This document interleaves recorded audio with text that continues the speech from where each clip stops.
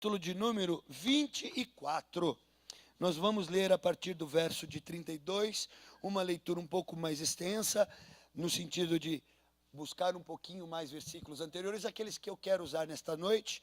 O bispo Luiz pede aos irmãos desculpas, mas ele não pode estar porque está também trabalhando, reformando lá algumas partes da sede, e hoje ele não pôde terminar no tempo, e também não pode parar, porque senão perde o serviço que fez. Então, ele não pôde vir hoje, amém? Mas a palavra do Senhor que está aberta diz assim, Mateus 24, verso 32 até o 40. Mesmo assentados, mas com reverência à leitura da palavra do Senhor, que diz: aprendei, pois, a parábola da figueira. Quando já os seus ramos se renovam e as folhas brotam, sabeis que está próximo o verão. Assim também vós, quando virdes todas estas coisas, sabei que está próximo às portas. E em verdade vos digo que não passará esta geração sem que tudo isto aconteça. Passará o céu e a terra, porém as minhas palavras não passarão. Mas a respeito daquele dia e hora, ninguém sabe, nem anjos dos céus, nem o Filho, senão somente o Pai. Pois assim como foi nos dias de Noé, também será a vinda do Filho do Homem. Porquanto assim como nos dias anteriores ao dilúvio, comiam, bebiam, casavam e se davam em casamento, até o dia em que Noé entrou na arca, e não o perceberam, senão quando veio o dilúvio e os levou a todos, assim será também a vinda do Filho do Homem. Então, 2 estarão no campo, um será tomado e deixado o outro.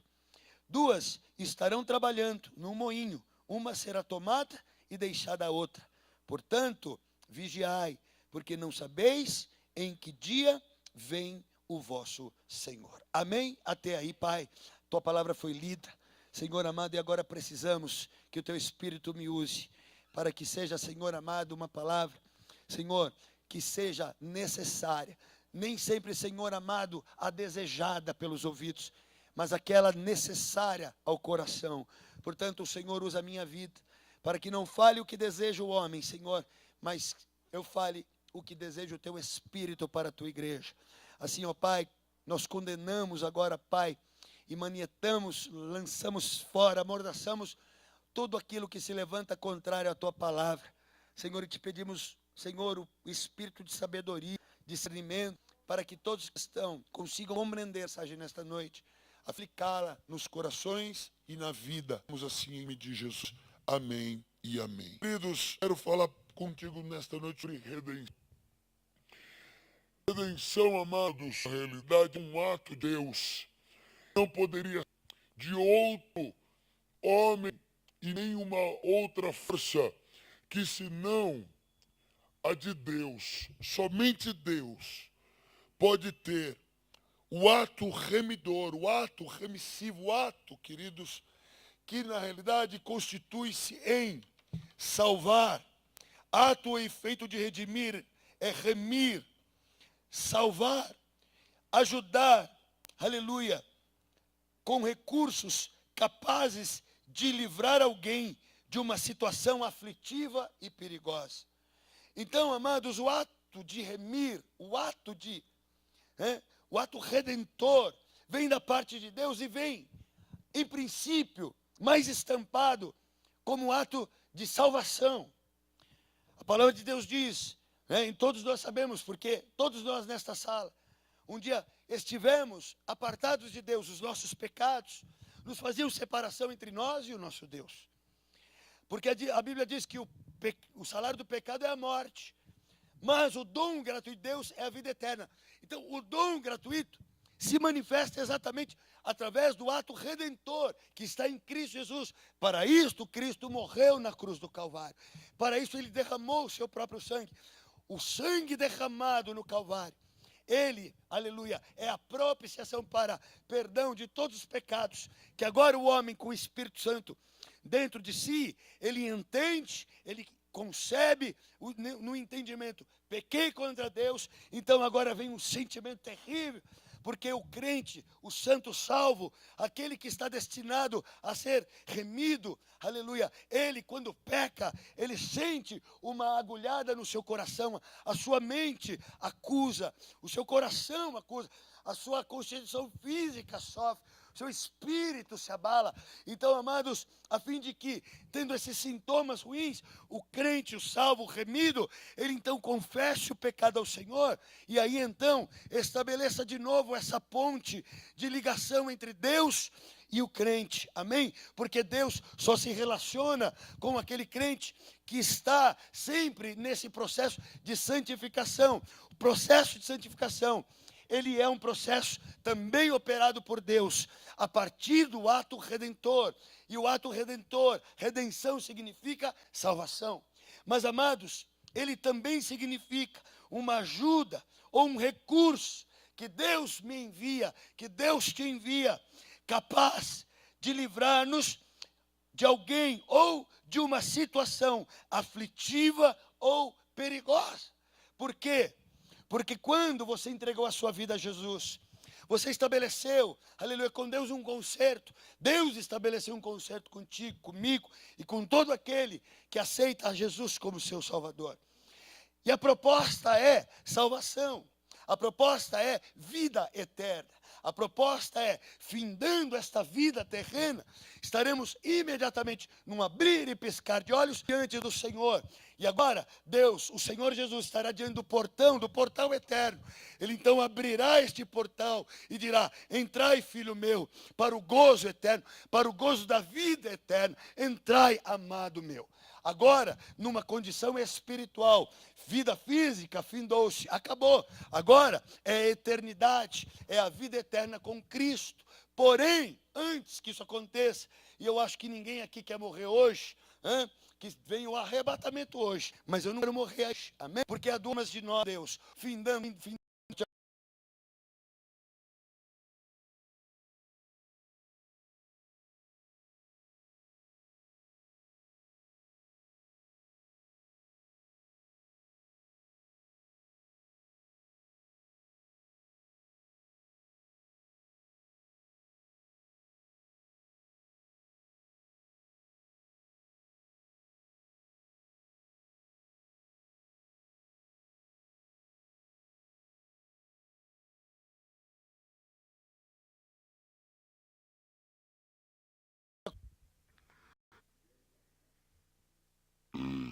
Primeira Tessalonicenses capítulo 5.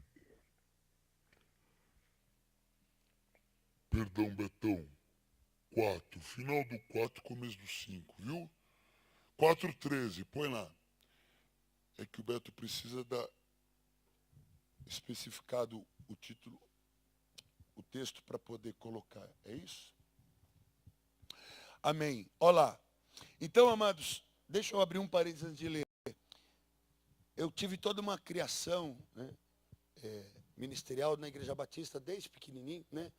Nasci no fundo da igreja. Minha mãe e meu pai eram zeladores da Igreja Batista lá, aqui do Tucuruvi. E nós nascemos, e quando eu nasci no fundo da igreja. Então fui criado, é como dizem por aí, nasci num berço evangélico, né? E desde cedo ouvindo falar sobre a volta de Jesus Cristo, há 49 anos atrás, o crente já esperava a volta de Cristo, né? Glória a Deus. E, né, aquilo sempre foi tão dito, marcado, escrito mesmo, né, através da palavra ensinada, exortada, a palavra compartilhada em escolas bíblicas, escola dominical, que não passa um dia sequer na minha vida que eu não pense pelo menos uma vez a respeito do arrebatamento, a respeito da volta de Jesus. Eu não sei se você também é assim, mas eu creio que, se não todo dia, mas certamente, frequentemente vem a tua lembrança: será que hoje Jesus vai voltar? Principalmente quando a gente está com um problema. Porque na realidade, amados, nós vemos a grande solução de todos os problemas da vida, o arrebatamento, porque findou-se agora a vida, não há mais choro, não há mais dor, não há mais dinheiro, não há mais necessidade de sol, de lua, não há mais necessidade de comer nem de beber. Agora está proposta a vida com o Senhor, não é verdade? Então, amados, ensina a tua alma a desejar todos os dias que Jesus volte. Quem sabe a gente apressa essa volta. Amém? Não passe um dia sequer sem pensar, será que é hoje que Jesus vai voltar? Mas olha que diz lá, não queremos, porém, irmãos, que sejais ignorantes acerca dos que já dormem, para que não vos entristeçais, como os outros que não têm esperança. Porque se cremos que Jesus morreu e ressurgiu, assim também aos que dormem, Deus, mediante Jesus, os tornará a trazer juntamente com Ele. Dizemos-vos, pois isto, pela palavra do Senhor, que nós, diz assim, ó, oi, olha lá, nós, os que ficarmos vivos para a vinda do Senhor, de modo algum precederemos os que já dormem. Por quê? Porque aqueles que já morreram vão ressuscitar primeiro. Agora vai lá. Porque o Senhor mesmo descerá do céu com um grande brado, à voz do arcanjo, ao som da trombeta de Deus. E os que morreram em Cristo ressuscitarão. Calma, está acontecendo o arrebatamento. Algo extraordinário está acontecendo. E eu creio que no iniciar de todo esse movimento espiritual arrebatador, a gente vai começar a sentir alguma coisa. Ou eu vou sentir uma delícia dentro do meu coração. Se eu tiver com a minha esposa, eu vou abraçar ela. E a gente vai começar a sentir. Eu acho que Jesus está voltando. Eu acho que Jesus está nos levando. Aleluia. E aquela movimentação de mortos. Aleluia. Sendo ressurretos os santos que morreram. Guardando a fé. Mas eu creio que vai ter um frisson, uma brisa. Aleluia. Um negócio gostoso. Que vai tomar. Aleluia. Até que vai acontecer assim, ó. Por quê? Vocês me fizeram perder toda essa encenação dramática aqui. Depois nós, os que ficarmos vivos, ó, seremos arrebatados juntamente com eles nas nuvens ao encontro do Senhor nos ares. Não vai ter encontro e nunca terá havido encontro mais lindo, mais glorioso, mais poderoso, mais brilhante, mais estrondoso, mais cheio de relâmpago, de som poderoso, de anjos, bilhões e bilhões de anjos nas celestiais ao envolvendo Jesus, e nós que estaremos subindo para encontrar os mortos. Eu vou ver meu papai que morreu em Cristo Jesus. Você vai ver aqueles queridos que morreram em Cristo Jesus. Eles vão estar lá para nos dar aquele abraço gostoso, delicioso. Jesus fulgurante, poderoso, Jesus filho de Deus, aleluia, nos recebendo lá, ó, encontro do Senhor nas nuvens. Oh, glória a Deus. Eu não terminei de ler. Oh, glória. E assim estaremos para quando? Quando? Sempre com o Senhor. Segura. Estaremos para sempre com o Senhor. O problema é que essa frase aqui, ó, estaremos para sempre com o Senhor, já começou agora. Eu já tenho que estar com o Senhor. Essa companhia, essa presença, esta agora experiência, finalmente me colocará lado a lado com o Senhor e eu verei como Ele é.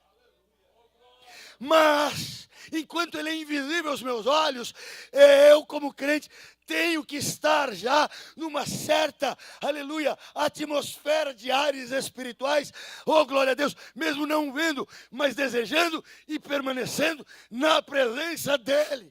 Se eu quiser estar neste glorioso dia, envolvido de anjos, serafins, querubins e a própria glória de Deus ali se manifestando, se eu quiser ali estar, eu já tenho que fazer um test drive. Eu já tenho que fazer ter experiências constantes, frequentes, enquanto eu ainda habito nesse tabernáculozinho aqui. Que se não tomar um banho, se deixar de lavar as partes, vai feder, vai deteriorar, vai apodrecer, que machuca, que sangra, que infecciona, que causa dores, que deixa a gente tonto, que faz a gente ver piruleta, que faz a gente ter, sabe, aflições, angústias, dores. Só a Francisca que captou. né? Ou ela captou algo completamente diferente. Glória a Deus. Ela que está certa. Então, amados, este corpo que vive diariamente, tendo que suportar situações aflitivas que, do ponto de vista físico, machucam, sangram, quebra-se uma perna, machuca-se um joelho, danifica uma visão, uma audição, dores de cabeça, essas coisas que todos nós aqui sabemos muito bem como é. Situações aflitivas do ponto de vista emocional, desencontros, situações adversas, situações dramáticas, notícias ruins que de repente acontecem, perdas, prejuízos, dorme-se rico, acorda pobre, dificilmente dorme pobre, acorda rico, mas dormir rico, acordar pobre, é 1, 2 para acontecer, não é? Então, amados, o ato redentor de Deus já começou a partir do dia em que você disse: ó, meu Senhor, a minha vida é tua, o meu coração é teu, a minha vida é tua, Senhor amado, eis-me aqui, toma-me, lava-me, aleluia, reme a minha vida, oh glória a Deus. A partir daquele momento, mesmo vivendo esta vida, mesmo continuando, habitando esse tabernáculo humano, cheio de aflições, aleluia, o ato redentor de Deus continua se manifestando, já se manifesta e continua a se manifestar. Por quê? Porque entendemos que ato redentor de Deus não é só essa salvação que esperamos, aguardamos, temos a certeza de que viveremos isso, mas é enquanto estivermos vivendo esta vida, situações aflitivas, perigosas, nós receberemos de Deus recursos espirituais, receberemos de Deus forças, armas espirituais para vencermos essas aflições, para que elas não nos separem, não nos tirem da presença do Senhor, não nos arranquem de um ar, de uma atmosfera espiritual de santidade, em que se preserva, aleluia, valores espirituais dos quais nos esperam lá na glória. Vivemos agora nesta vida o que veremos, aí vivendo em parte nesta vida, o que veremos plenamente lá, mas precisamos entender que Deus nos socorre, que Deus nos dá recursos, que Deus, através do seu ato redentor, todos os dias das nossas vidas, nos enche de poder, autoridade para vencer as aflições, para que ninguém nesta sala, ninguém que me ouve na rádio, ninguém que esteja no mundo e que é de Deus, possa dizer: eu não suportei permanecer ao lado de Deus. Amém? Então, meu amado, esta é a proposta da palavra de Deus. Esta é a coluna vertebral da Bíblia. Milagres, curas, poder sobrenatural. Queridos, são apenas formas diferentes do agir de Deus para nos livrar ou salvar o homem de uma situação difícil, de uma situação incômoda. Sabe, amados, muitos crentes às vezes pensam que as regiões celestiais, o viver santo, o viver nos ares, aqui ó, não ainda este ar, porque a gente não está habilitado para isso ainda, mas áreas que ainda estão no substrato desta terra, sabe, situações espirituais que nos elevam os nossos pés a uma altura segura, em que ali eu posso viver o melhor de Deus, em que ali eu possa me manifestar com o melhor de Deus na minha vida. Sabe, queridos, muitas vezes há crentes que acham que este lugar é um lugar de milagres, de poder sobrenatural, de curas, quando na realidade elas só são consequências, só são, sabe, as formas diferentes do Senhor agir, porque Ele é um Deus que trabalha com o ato de remissão, Ele é o nosso Deus Redentor. Então, Deus, o Senhor Jesus, Ele é o nosso Redentor. Ele tem esse poder para salvar e de nos livrar, de nos oferecer, para nos ver contra do inimigo. Mas ter nessa são esses valores espirituais, Preferências atitudes, queridos.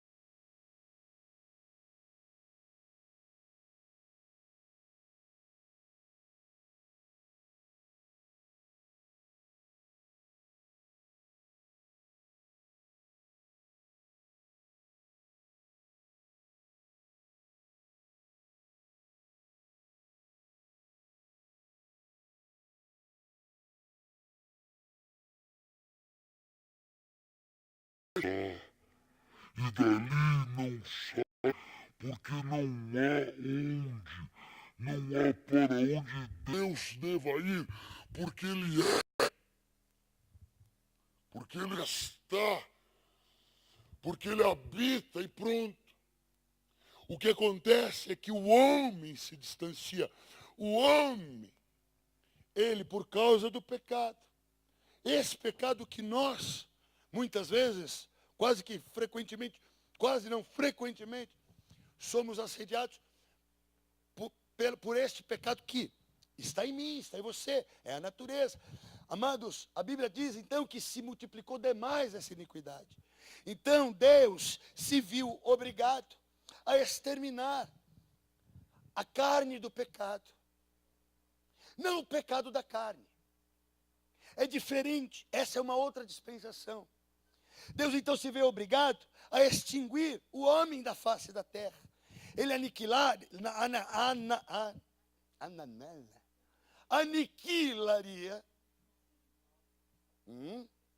Errei? Não, aniquilaria, tá certo. Ele aniquilaria a carne humana, a carne que estava, a carne do pecado. Então, a Bíblia diz que por causa dessa situação, os homens que viviam com seus pés na terra diziam, diz a Bíblia, comiam e bebiam. E esse comiam e bebiam é um símbolo, amados, do prazer da carne. É um símbolo, amados, da satisfação, ingerindo coisas que satisfaziam a carne. A bebida fermentada, a bebida forte, alvoroçadora, era um tempo onde todo mundo, né, cercava frango, que era uma loucura, né? Comiam desesperadamente, porque cultuavam a própria carne e alimentavam o fator do pecado. Então, esse comiam e bebiam, na realidade, alimentavam a natureza carnal e terrena. Fincavam os seus pés cada vez mais nesta terra, a ponto, queridos, de agora não permanecer na superfície, mas começar a descer nela. Criar as suas próprias sepulturas com os seus atos de pecado. Então, a cada ato pecaminoso, que se multiplicava numa progressão terrível, geométrica, aritmética, a Bíblia então diz que os pés desses, a Bíblia nos faz entender que os pés dessa gente, desta população, deste homem daquela era, então agora, ao invés de subir e se encontrar com o Senhor, ele descia. Ele então estava se enraizando nessa terra que havia sido contaminada pelo pecado de Adão. Lembrem, oh, está difícil. Cada intercessor, ora aí para liberar a língua do pastor. Sabe, amados, lá a Bíblia diz que o pecado manchou, ele manifestou-se contaminando a terra, que gerava e que foi a geradora do primeiro homem. Então, nesses dias, os homens estavam enraizados nesta terra do pecado. Então, amados, a Bíblia diz então que Deus resolve exterminar, mas ele olha e vê um justo. Ele vê um homem que não queria permanecer nessa terra, queria flutuar, queria estar acima de. Então ele contempla aquele coração e diz, a esperança. Então eu vou tirar este elemento, separá-lo, santificá-lo, fazê-lo trabalhar bastante, para edificar uma arca, uma embarcação, que o porá acima desta terra. E a Bíblia então diz que nos dias em que aqueles homens comiam e bebiam, casavam-se, e davam-se em casamento, sabe, amados, criando alianças humanas, perpetuando gerações, criando filhos do pecado, gerando seres, sabe, amados, que já nasciam contaminados por aquela atmosfera terrível de multiplicação, de impiedade, de injustiça. Se você acha que a gente sofre hoje nesse país com injustiça, com impiedade, com desigualdade, com violência, com miséria, com doença, imagine o que era viver nestes dias. Casavam-se, davam-se em casamento, estavam criando uma geração muito grande, multiplicando demais, a ponto de Deus dizer, eu preciso encerrar tudo isso. Então, olha o que acontece. Até o dia em que Noé entrou na arca. Então, enquanto todas essas atrocidades estão fazendo o homem penetrar na terra, criando, então, os seus túmulos, porque nós sabemos até hoje, e isso nunca vai mudar, o morto é enterrado. Quer dizer, já mudou em alguns aspectos, porque queima o camarada, o camarada vira pó, cinza, né? Mas de qualquer forma, depois de lançado, jogado isso, em algum momento ele volta para o pó, porque é bíblico. Do pó vieste, ao pó voltará. Deus está falando com o homem carnal. Então aqui, Noé, destacado por Deus, motivado, recebendo o ato remidor de Deus. Por quê? Porque Deus estava dando a ele recursos que o fez capaz de livrar, sabe, a si e a sua família de uma situação de morte iminente que ia acontecer. Amado, este mundo está fadado à ruína. Por melhores que possam ser notícias, que de vez em quando chegam, acerca de que se descobriu vacina disso, cura para isso, que existe agora, não tem mais inflação, como a Dilma disse agora há pouco, que nós vamos terminar o ano com inflação muito baixa, hein?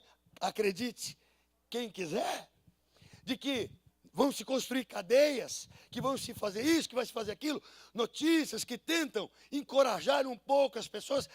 Queridos, nós estamos num processo de descenso, estamos num processo de caída, esse mundo está num processo, sabe, de tombamento. Queridos, isso vai implodir, isso está pronto para acabar. Deus nos chama hoje, uma geração de Noé, para construir a arca. A arca é a igreja de Jesus. A arca é o lugar em que se estimula a fé. A arca é esse lugar onde nós ensinamos a que você, eu e a todo mundo permaneça nos lugares altos do Senhor. Nem que para isso tenhamos que exortar, nem que para isso temos que ser duros, nem que para isso temos que ser incisivos, nem que para isso temos que gritar. Porque, queridos, é isso que Deus espera, uma igreja que edifique a arca, que nos elevará das águas desse dilúvio, que matará agora, não a carne do pecado, mas o pecado da carne. Porque essa é a dispensação da graça. Deus não quer matar a carne, Deus quer matar o pecado que habita na carne. E a carne, Deus, aleluia, quer separar de lado para colocar dentro dele um homem espiritual, um novo ser, que vai ressuscitar com Cristo e morar nos ares, chegar ali naquele lugar e ir com ele para a eternidade. É isso que Deus está fazendo nestes dias. Noé constrói a arca pelo amor de Deus. Porque aquela população em geral, desapercebida, só veio a perceber tudo isso quando já era tarde. Porque a Bíblia diz, Jesus dizendo, só perceberam no dia em que Noé entrou na arca. Você que frequenta a escola bíblica sabe, quando Noé entrou dentro da arca, o ato de Deus. Quem fechou aqui a porta, meu irmão? Foi no Deus. Aleluia. É o contrário do errar, né? Agora fecha-te. O que eu quero te dizer, nós estamos ainda vivendo um tempo em que abre-te direciona na nossa vida. Deus diz hoje, abre-te para as estratégias, sabe, amados, as armas para a força que vem do Senhor para ti, para mim, para suportarmos esta vida, para passarmos por esta vida, vivendo a vida, mas entendendo que nós não pertencemos a este lugar. Hoje, Deus diz, Efatá, abre-te, aleluia, abre o teu coração, porque eu quero pôr fé, abre teu coração, porque eu quero pôr saúde, abre teu coração, porque eu quero pôr coragem, abre teu coração, porque eu quero pôr responsabilidade, abre teu coração, porque eu quero criar em você um Noé que crê, aleluia, e que trabalha construindo a arca. É esse o tempo. Não tem tempo para brincar de sentimentozinho, não dá para ser sentimentaloide. Hoje é tempo de ser firme, forte, cascudo, sabe, compenetrado, decidido. Eu sou crente e pronto, eu vou para o céu. É isso que Deus nos tem convocado. E eu fico pau da vida quando eu vejo expressões sentimentaloides. Sabe, queridos? Aí agora já vou eu de novo. Esquece isso. Vamos voltar. Sabe, queridos? Então Deus agora fecha a porta da arca. Fechou. Quem que ficou lá dentro? E mais uma porção de bicho, né? Ô glória. Mas o importante é que quando ele fecha aquela arca, a Bíblia diz que a porta foi fechada por fora. Por quê, amado? Porque Deus sabia que lá dentro daquela arca tinha alguém justo, mas com uma natureza que precisaria ver o afogamento da carne e do pecado. Porque se fechasse por dentro, aquela natureza poderia forçar-lhe a abrir aquela porta. Quando as águas começaram a subir, a Bíblia diz, o que, pastor? O senhor vai lembrar muito da expressão que a Bíblia diz, quando começou a chover. Abriram-se o quê? As comportas dos céus, os abismos da terra. Irmão, seja aquela ducha que vem água de tudo que é lado, é uma delícia. Tu assim, ó, vem água de cima, vem água de baixo, vem água dos lados, de frente, de lado. Tu não precisa nem esfregar. Joga e deixa a água, faz o resto. Que daqueles dias que chover de tudo, de cima, de baixo, água para tudo que é lado, arrastando tudo. E agora, aquela arca fechada alta, tinha escada, não tinha jeito de acessar, não tinha avião, não tinha nada que pudesse levar alto. Sabe, amados, por quê? Porque quando as águas vêm, elas vêm o peito,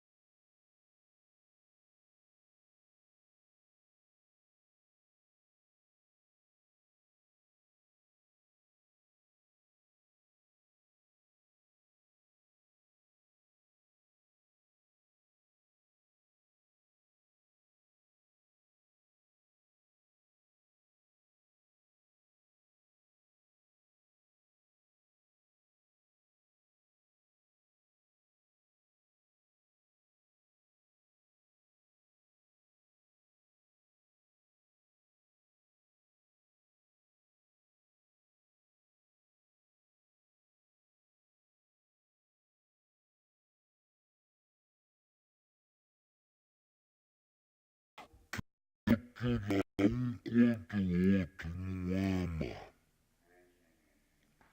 Não liga quando eu faço aniversário. Não leva bolo quando eu faço não sei o quê. Entendeu? Não cuida de mim. Tô indo para outra igreja porque lá tem gente que cuida de mim. Vai mesmo. Que aqui o pau come. Aqui nós estamos indo para o céu, nós estamos construindo arca. Não tem tempo para essas coisinhas, não. Sim ou não? Sim. Quem concorda, levanta a mão. Não seja fariseu. Eu respeito a tua opinião. Ah, bom. Então tá. Tô brincando, mas você sabe disso. Mas tem um... Tô brincando, mas tu sabe, né? Sempre tem uma verdadezinha. Amados, porque nós não temos mais tempo, nós precisamos ganhar vidas para Jesus. Porque em torno da gente tem gente que vai começar a bater na arca quando Jesus voltar e a gente não vai poder abrir. A gente tem que abrir o coração dessas pessoas antes que Jesus volte, porque Jesus está voltando. A grande parte dessa gente vai ficar. E a gente está perdendo tempo, disputando com vaidade coisas. Sabe, amados, eu não quero ser pastor, não queria. Você pode achar que eu estou aqui querendo dar uma de bom, eu não queria. Se eu pudesse experimentar, eu queria ser um empresário rico, com iate, casa na praia. Mas Deus constituiu. Talvez, amados, em alguns momentos você dissesse assim, era mais fácil eu não ser um levita, talvez fosse mais fácil não ter assunção de oração, talvez fosse mais fácil eu não ter esse chamado para pregar o evangelho, talvez eu não tivesse, sabe, fosse mais fácil não ter esse chamado para cuidar de pessoas, para ter coração generoso, talvez fosse mais fácil, sabe, amado, mas Deus conta conosco. Deus olhou do céu, viu teu coração e enxergou o coração de Noé, encontrou o coração de Davi, encontrou o coração de Moisés, oh, aleluia, e disse, passa esse mar, leva esse povo para a vida eterna, aleluia. Nós precisamos evangelizar, nós precisamos ganhar almas para Jesus, a gente precisa orar mais, a gente precisa andar por aqui, no mínimo, e pregar o evangelho para essas casas aqui da rua de trás. Mas a gente não faz, porque está gostoso domingo à noite, cantar com a igreja aqui, ou cheia ou vazia, não importa, cantar dentro de quatro paredes. Que às vezes parece octógono, porque tem umas lutas de MMA que não precisava ter.